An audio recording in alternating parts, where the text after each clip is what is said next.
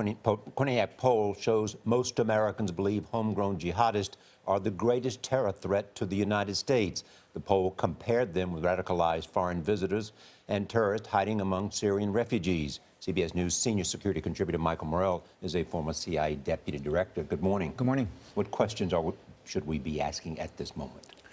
So, Charlie, I think the most important question, and the most urgent question is, were they working with anybody else? Are there any other co-conspirators out there? This is an awful lot of weapons for just two people. So that's the most important question for the FBI to run down now.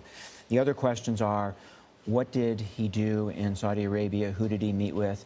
More importantly, what did he do in Pakistan? Did he actually get training to do something like this? And then the final question is, what motivated them to do this particular event rather than something else? And what else might they be planning to do? Exactly. What does your expertise tell you, though, Mike, about what happened here? Because they did the shooting at the center, and then went home, and yesterday police found quite an arsenal at their place. Right.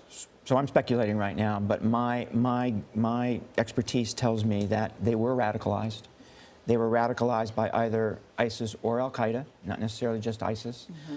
They were planning something big or a series of events. They may not have been planning this particular event, right? That they may have gone to this party, got angry, decided to do this event based on that anger rather than based on a series of plots that they were actually planning. What do you think happens next in terms of tracking down, as we've reported, that he was in contact with a person we believe has ties to terrorism here in the U.S.? I want to know what those conversations were, what was actually being said, who that person was. I also want to know the same thing about his reported communications with people overseas. And if we had this person that has suspected ties to terrorism under surveillance, why didn't our intelligence or law enforcement know about Mr. Farouk and his wife and what they were doing?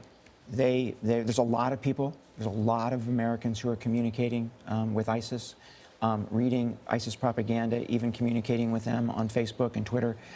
Too many people for the FBI to surveil and follow up on. I mean, there's a lot of Americans out there. What number are we talking about? Thousands. This is the question I asked the president. Thousands. In 50 states, we have open investigations into ISIS sympathizers. Yes. Think about that. Yes. Why is there a reluctance to call this terrorism right now? What more do we need to know before it can be officially called terrorism? As odd as this sounds, it's possible they were terrorists, but this was not terrorism. This event was not. This event was not, right?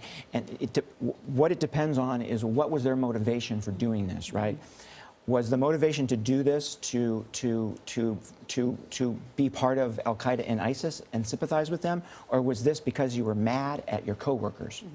You would think, though, if that was the issue, they would have just killed one or two, rather than as many as they could. Right. They shot their managers first. Right.